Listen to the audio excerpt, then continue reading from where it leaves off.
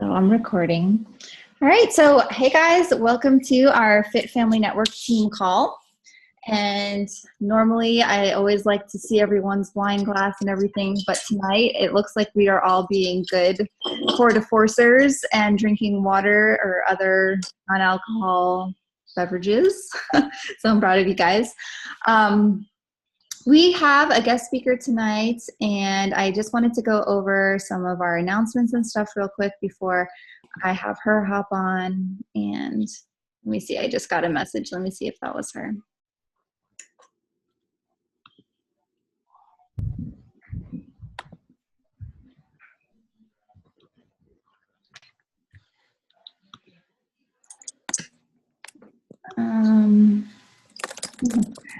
Okay.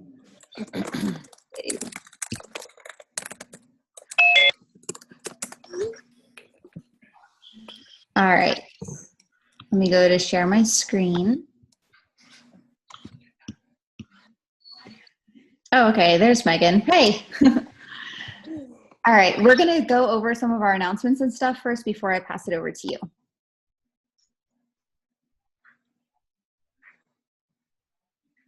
Where did they go?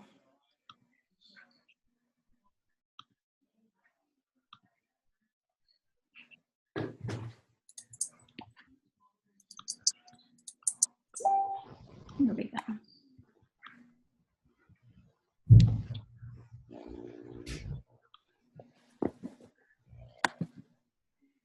All right, can somebody verbally tell me that you can see it because I can't see you anymore? Yes, we can see it. Okay, all right, it's cool. So just a few updates and information we have for November. We have a lot of challenge packs that are on sale this month. So this is going to be a great way to make sure that you're hitting your Success Club goals and your overall goals of how many people that you want to help in challenge groups and to get started. So we have Core to Force, of course, and also don't forget that there's the digital version, Core to Force, and then Country Heat is still on sale again, and then all the 21-day fixes, you know, the Extreme and the Kickstarts are all on sale for $140. This month is also the Team Spirit Month, so we have our Fit Family Network team, so I'm super excited, and we'll be posting some things on what we'll be doing for that as well coming up here soon. Also on Friday the 11th, which is this coming Friday, I'm going to be having a live virtual cocktail party. I haven't decided if it's going to be on my regular page or a Facebook event page, but I want you guys, if you have people from your challenge groups or people that you know that are interested in learning more about coaching, this is a great opportunity to invite them. It's very easygoing, very like low pressure, go with the flow.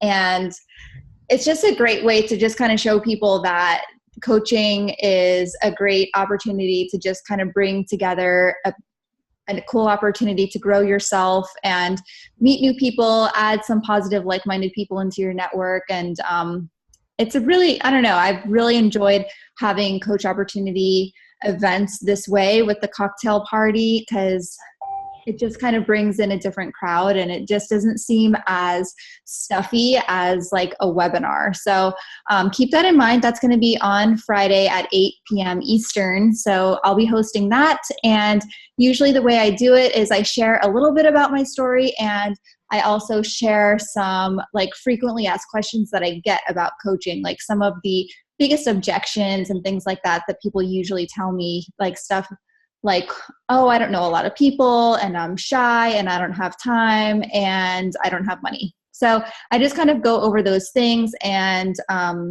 it just makes it for a really cool way to invite people to learn more about coaching.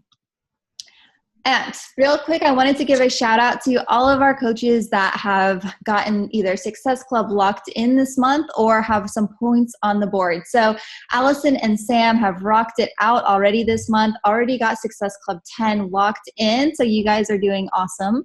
And then we have a handful of you guys that already have your SC5. So I am so proud of you guys. And I know that's such a great feeling when you already have that done and you can move on and continue helping others and continue to help your team to also hit Success Club this month.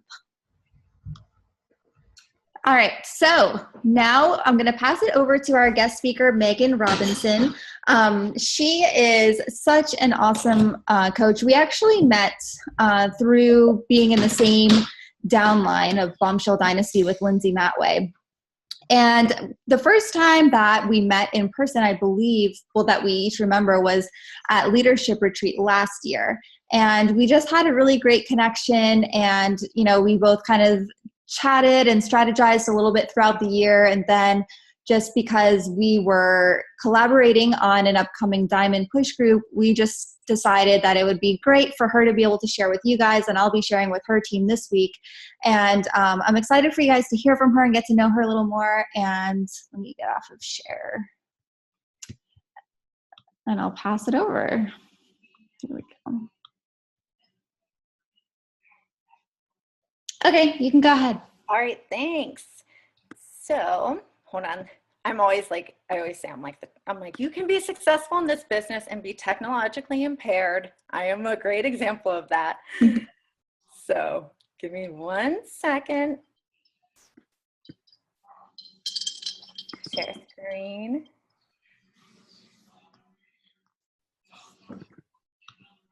Okay, are you guys seeing Before Beachbody today? Yes. Okay, awesome. All right, tell me if you're not seeing it anymore. Okay, still see it. Okay, awesome, perfect. Well, then we're good to go.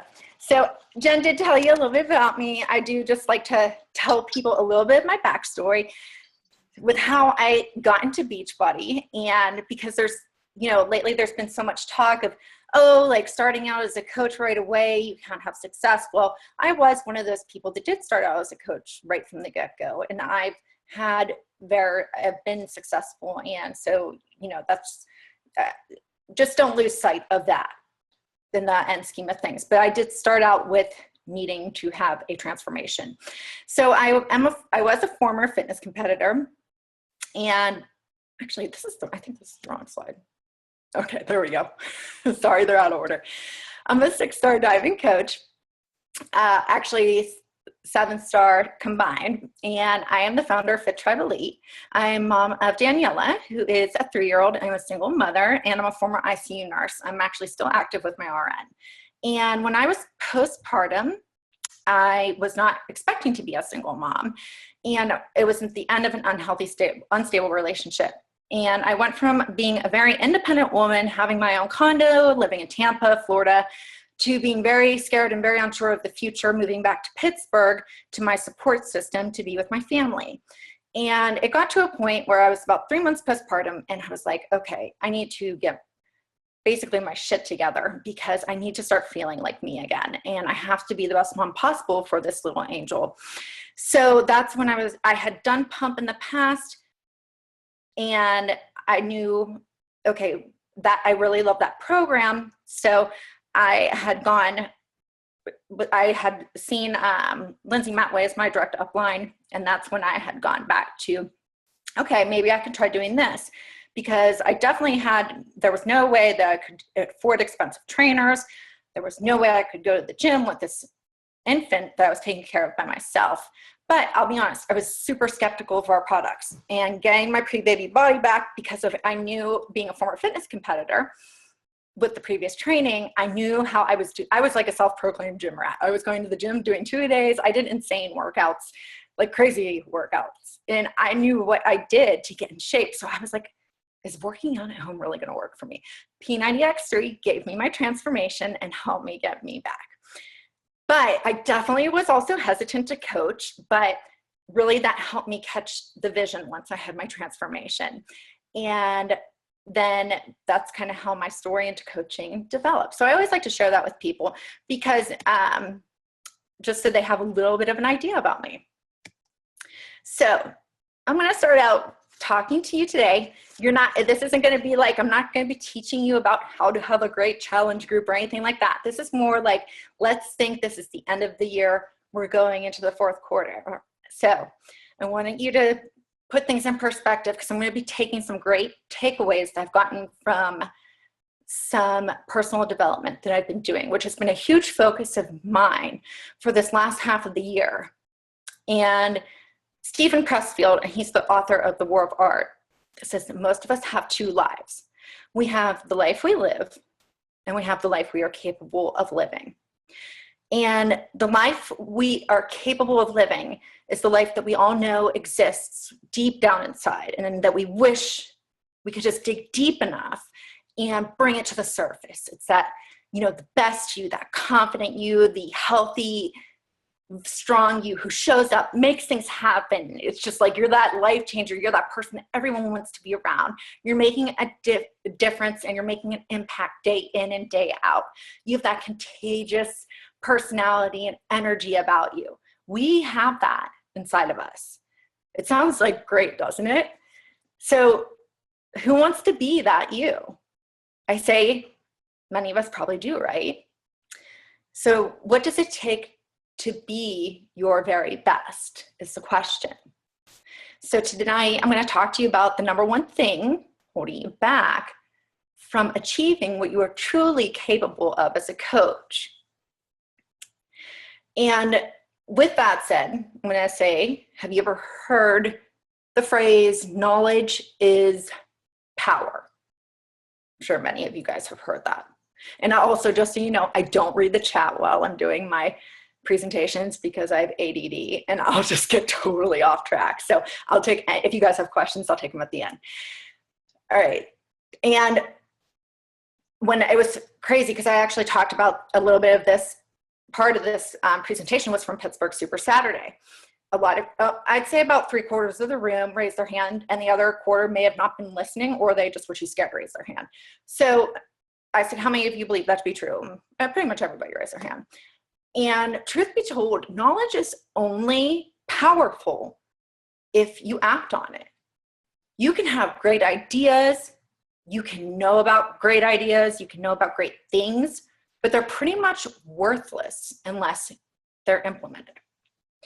Now, so basically you can attend team calls every week. You can you can listen to every national wake-up call Beachbody has ever created. You can have every training at your fingertip, read every personal development book. I don't even care. I'll literally say every personal development book. You can watch every YouTube video created by every top coach, have every resource and tool you need to be successful.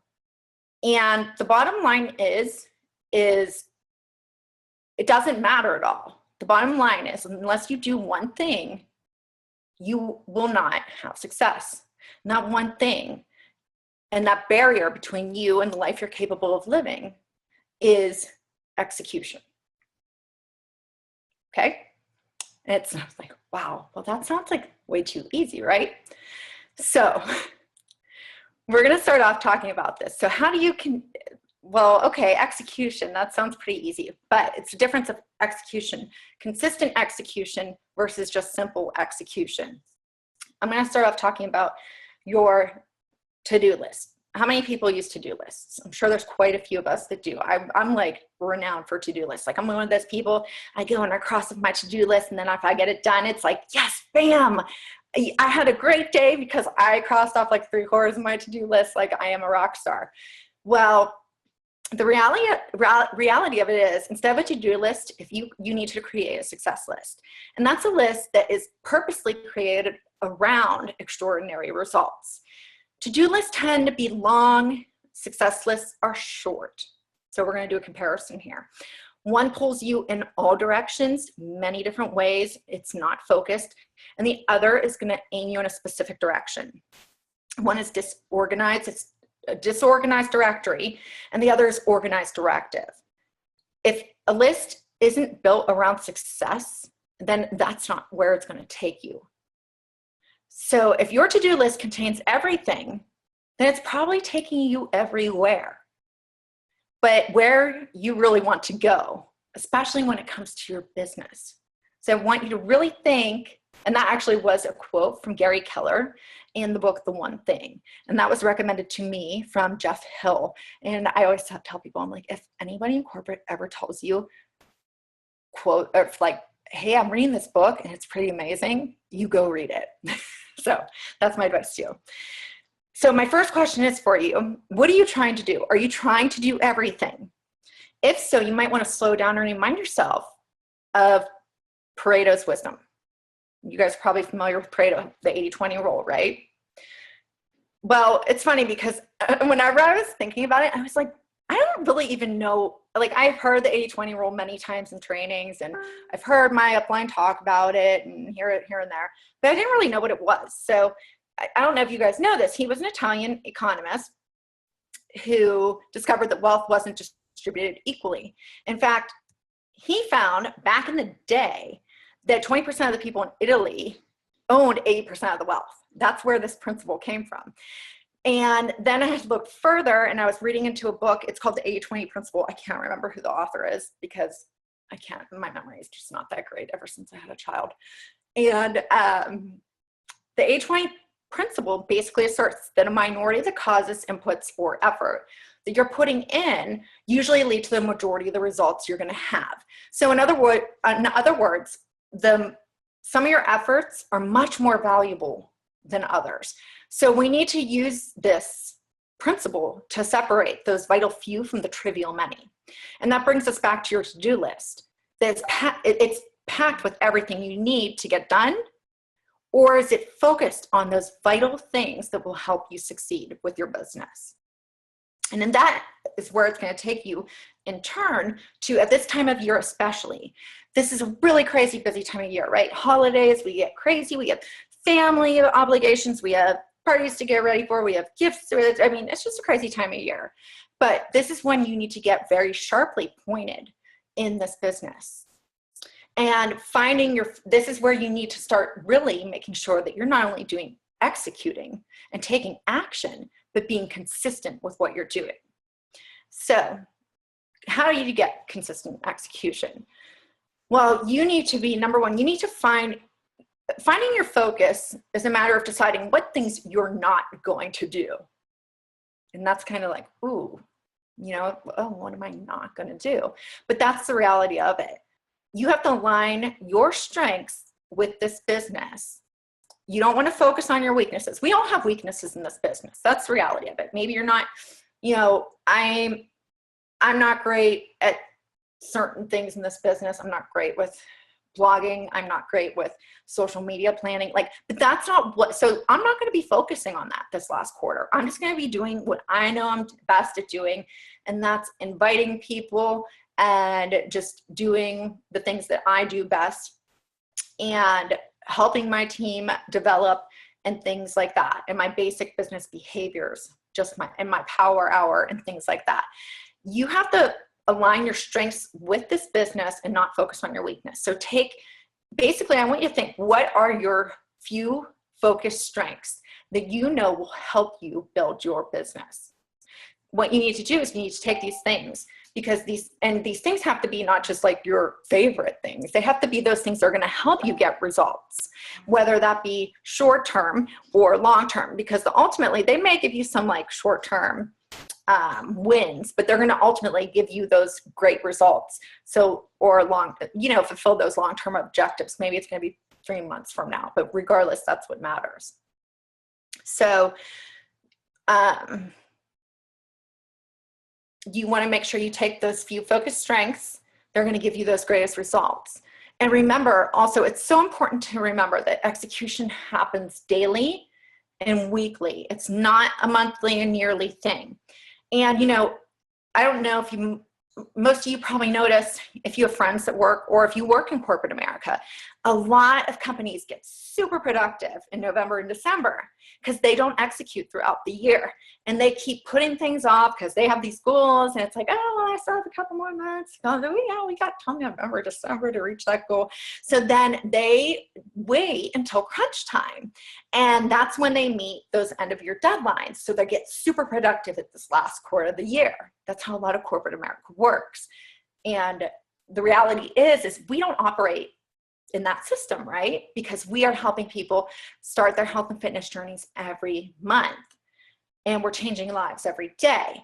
But I definitely think we have to be careful, and we're walking a fine line when it comes to that, because has anybody on this call or ever had crunch time at the end of the month, finding that last person to get started on their health and fitness journey? AKA you're trying to hit Success Club by 11:59 p.m. Eastern time, the last day of the month.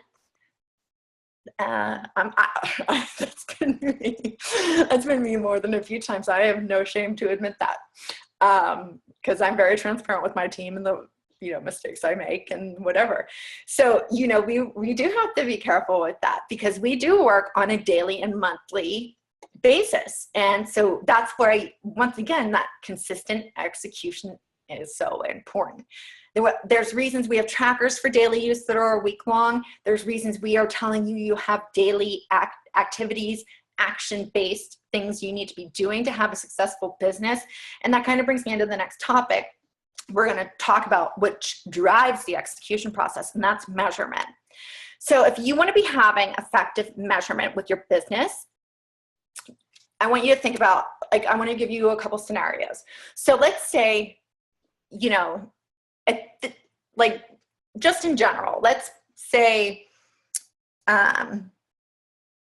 you're watching a football game and they're playing a game and they're not keeping score or stats throughout the games. Well, that would not be interesting. We would not watch it because it would not be anything to us. One of the reasons sports and competition and the Olympics especially are so stimulating is because they keep score, and it's so enticing because of the sportsmanship that goes in keeping score, and just like that thrill of who's going to win the competition.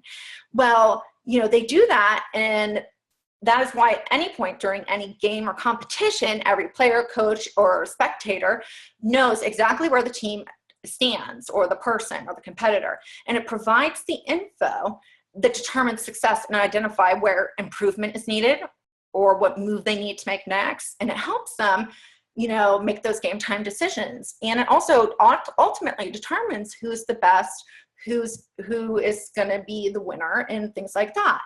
So just like sports, measurement drives our coaching business and the business process in general.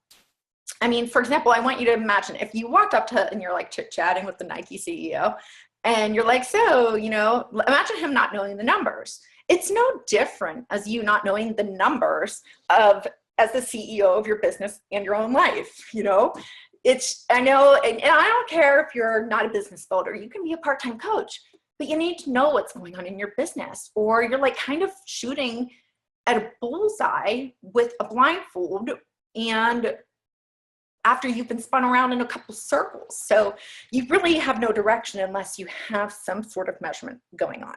Knowing numbers allows us to make not only intelligent but informed decisions.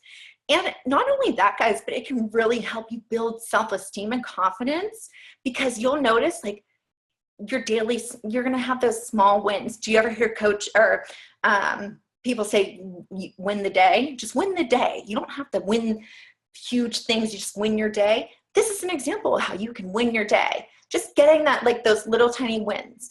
And so there's two types of indicators that they talk about. I forget which personal development book I got this from. If you guys want to know, I can tell you after the call.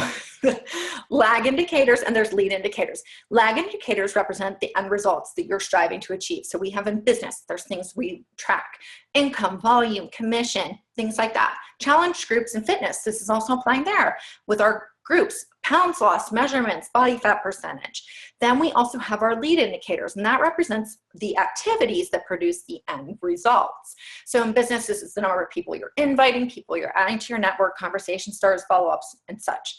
Challenge groups, this is challenger check-ins, your challenger track rep. Are they drinking their Shakeology? Tracking their, if you're in your own fitness journey, tracking your reps, the amount of weight you're using, things like that. So I just want you to think about this. So I think it's kind of obvious, but the most important between the two, what do you think is more important to track, honestly? I put up there, I track all of them, but the reality is there's one that's really most important to be tracking.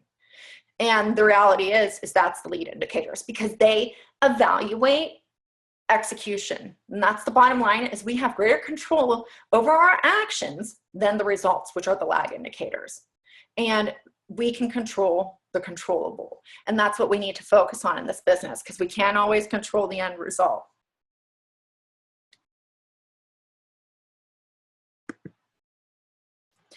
And so oh wait, I didn't really need to go to that next slide. So with that said, I just want to touch on this because I'm not a huge, I'm not gonna lie, I'm not a huge fan of tracking.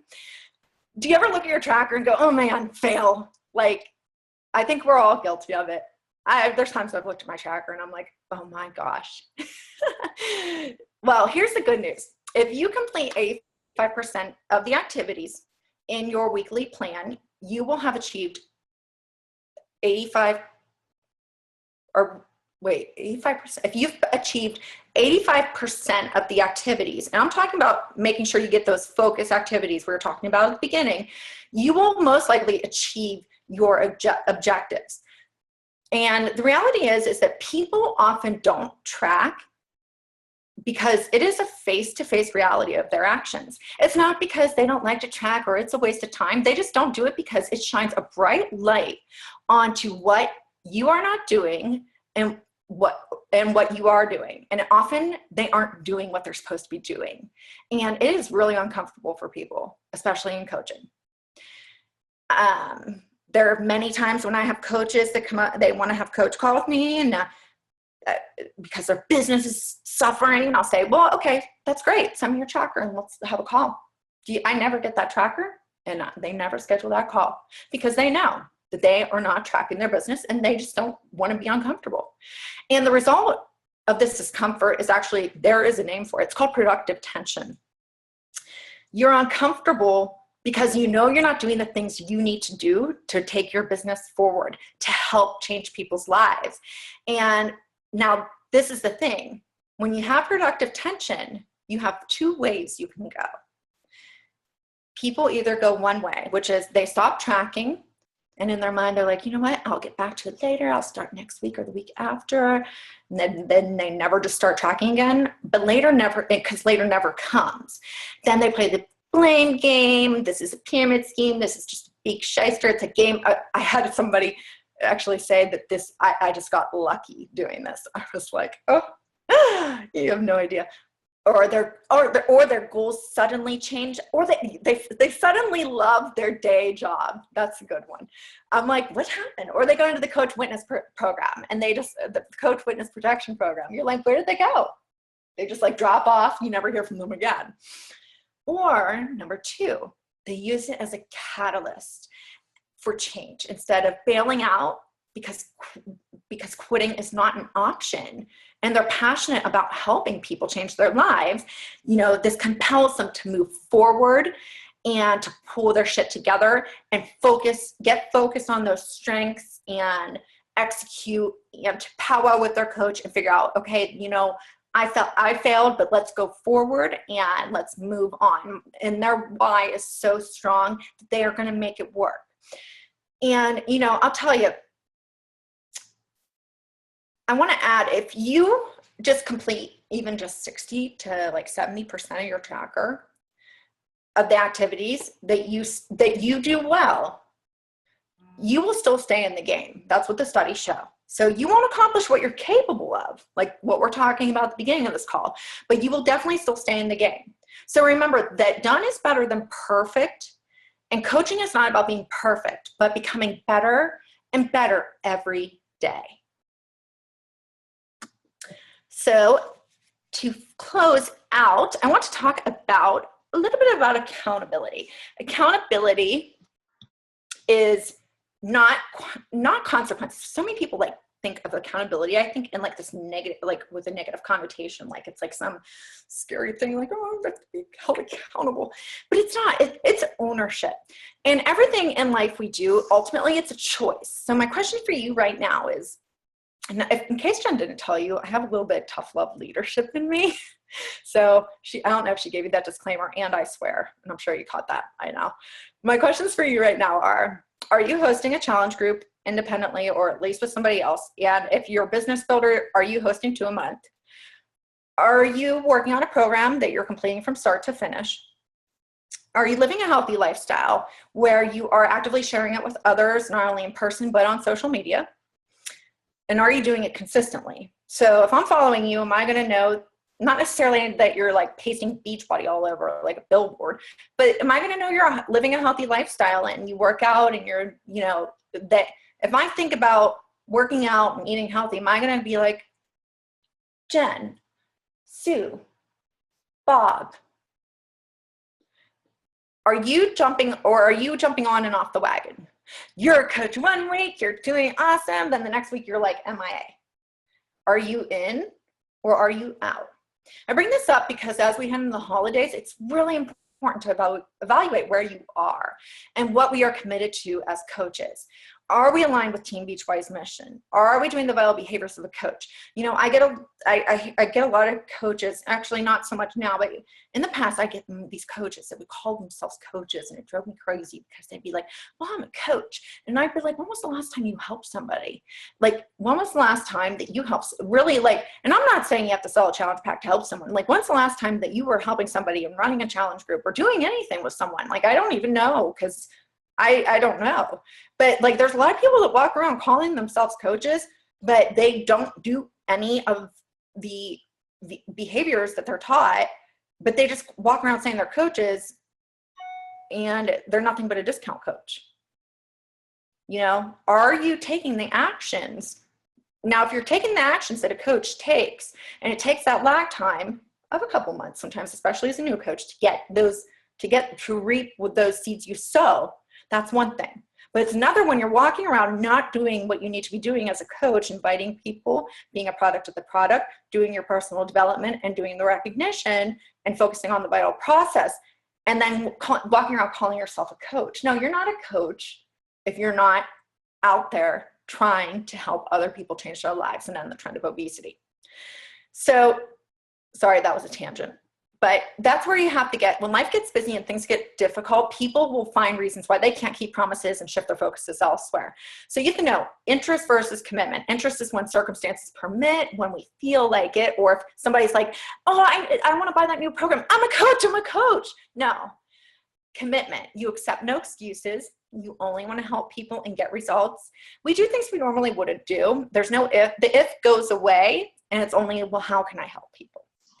And commitments are powerful, and they can be life-changing, not only for you, but for those you're committed to helping, the coaches, the customers. So when you're tempted to waver, especially during the holidays, when you've already committed to people, those customers you've already started working with, those coaches that you've committed to helping build a business, if you're a business builder, or maybe you're a part-time coach and you sign on another part-time coach.